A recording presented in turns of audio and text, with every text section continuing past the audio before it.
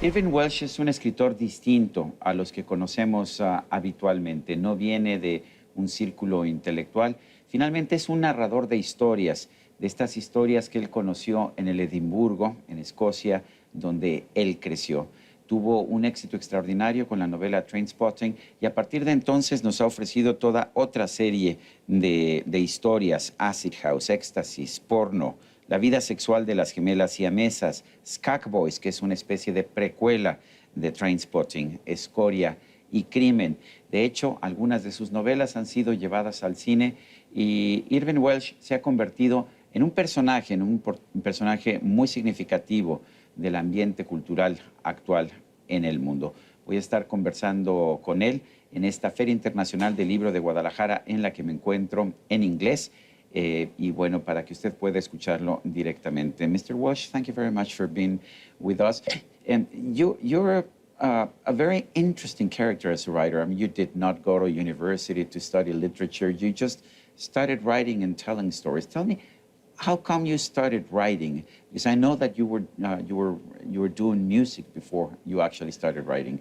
Yeah, I mean, I was a kind of terrible failed musician, and every time that I got together with some people and they got any level of proficiency, they would ditch me. I was always the first one that kind of they got kicked out. What instrument did you play?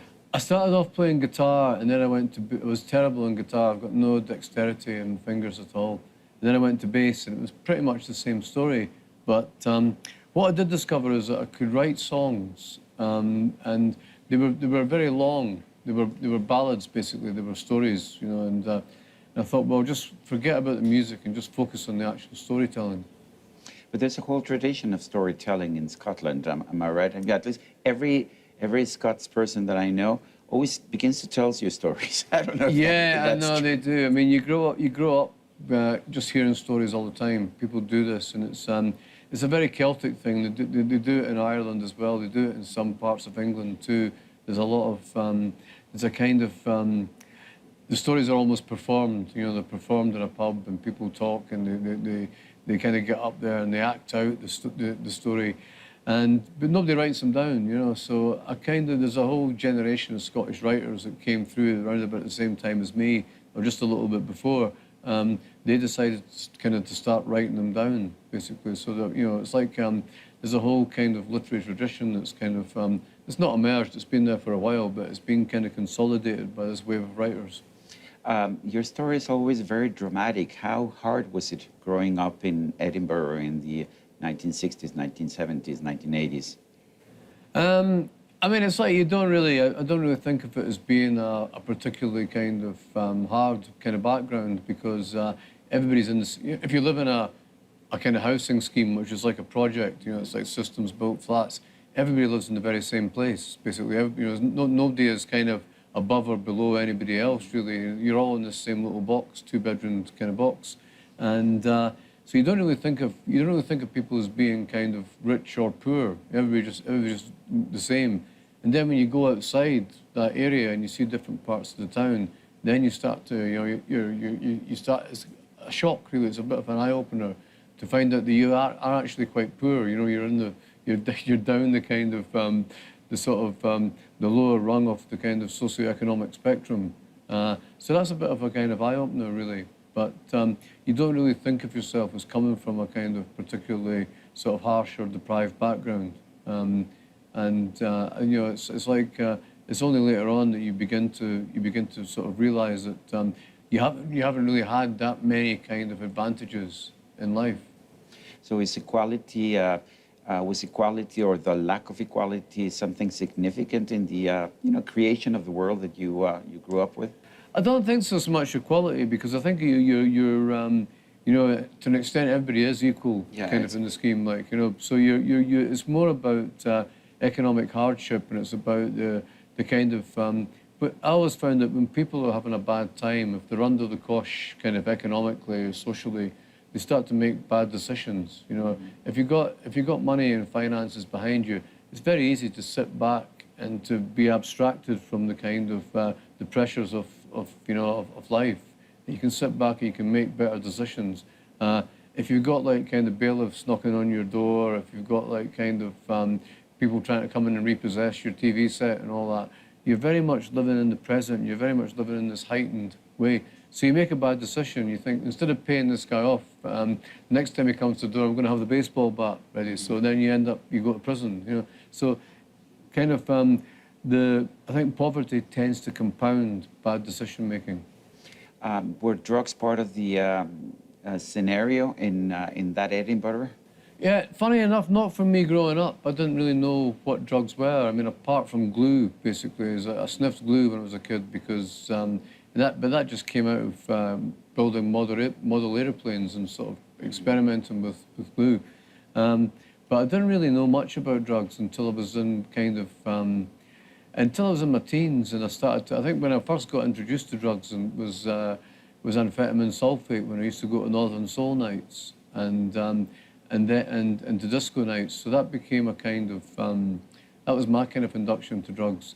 It was funny because, you know, my parents and teachers and everybody used to say, don't take drugs. If anybody offers you drugs, don't take drugs. Chance would be a fine thing. I could never find anybody who had any, basically, back then. How did the stories of Trainspotting develop, or, you know, where did they come from? I think that I was a heroin addict for a couple of years in my early 20s, and Was that in London or in? In both London and Edinburgh, and I got into kind of sort of into my mid-20s, and I'd changed my life basically. I was living a very different life. I had quite a responsible job, and I was kind of settling down to get married, and you know. And then as I got closer to my 30s, I tried to understand that period a bit more. I tried to think about you know, what was actually going on with me. What was my internal kind of thinkings? How did I get involved in that kind of life?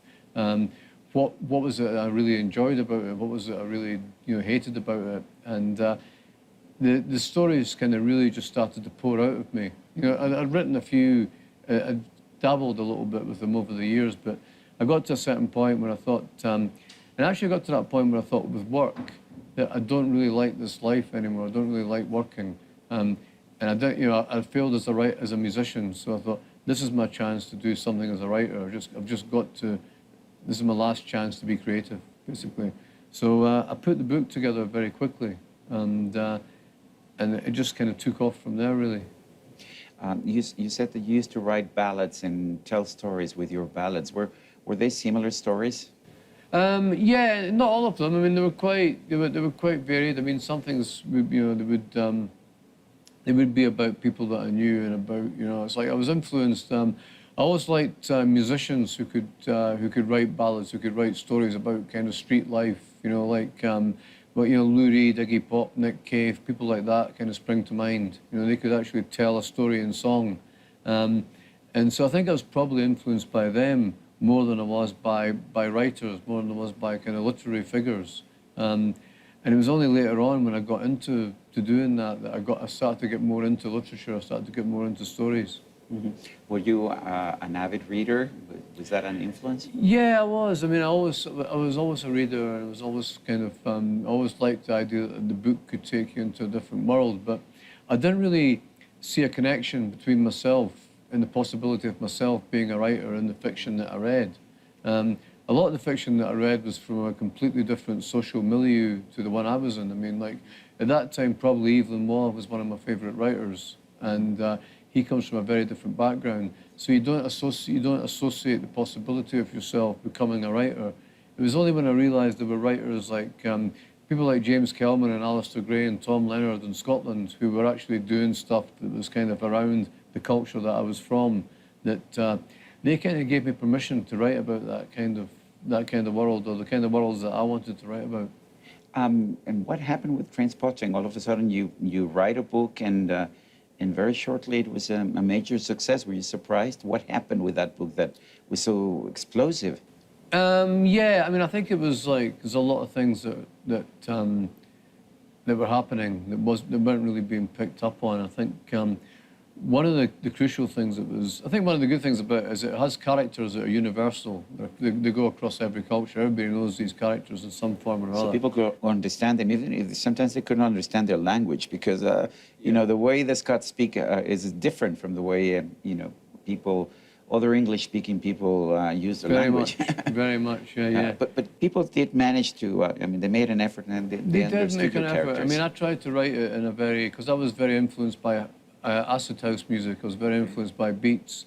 And I tried to write it in a very beaty way so Yes, that people okay. would get into the rhythm of it and they would kind of... Almost like a poem, almost like Yeah. I mean, I think it is, alliteration. and again, it's that Celtic oral performing kind of thing. But the reason I think, to go back to your kind of original question, I mean, the reason I think it kicked off is because we're a society that's in a transition, and we're transitioning long form into a world without paid work. This is happening to everybody. It's happening across all the professions, like journalism. Now it's happening in medicine and law with big data and artificial intelligence. We're shedding jobs. We're shedding paid jobs. And the industrial working classes were very much at the forefront of that with deindustrialization. So there was this big every time you get a transition in society, you get some kind of plague that comes in. You know, when you had the Black Death, the medieval transition from feudalism to capitalism, and drugs are the plague now. They're the plague that we're having to cope with when we transfer into a world without paid work. And because they're helping us with this existential question of what are we here for, and this is what people are asking now. Whether they're very, very privileged or whether they're very kind of, for the very poor, they're asking what is the point of humanity, what are we doing, what is our role, what is our purpose if we're not working, if we're not getting paid work, how do we reorder a kind of post-capitalist, a post-feudalist world into, you know, how do we kind of reorder ourselves into this world where we don't make physical goods, we make intellectual goods, we manufacture knowledge. So this is what people are trying to come to terms with. And this is why Trainspotting, I think, has resonated so long. What's your personal position on the proposals to legalize drugs? I mean, I think it's a red herring. I don't think drugs are important, really. I mean, I kind of think, you know, that, I mean, so many drugs that are harmful are legal. I mean, you look at all the prescription drugs that people are taking that they're being issued with, and I think that whether they're legal or not, I mean, I would legalize everything basically around drugs, but I don't think it's like you have to give law enforcement agencies and criminals something to do. You know what I mean? You need a crime industry. You need criminals, otherwise you've got no law enforcement. So, and one of the biggest ways of manufacturing criminals is to have a drug trade. So you have all this nonsense that's built into that kind of system. But drugs aren't really important themselves. They're just an everyday part of life. You know, and I think people shouldn't get so het up about them. You know, kind of either take them or don't. You know, but you know, you shouldn't really be making a big song and dance about them. Irvine Welsh, thank you very much for this conversation. My pleasure. Y a usted, amigo televidente, que hace posible este programa, se lo agradezco también. Esto es todo por hoy, pero no se le olvide. Nos vemos la próxima.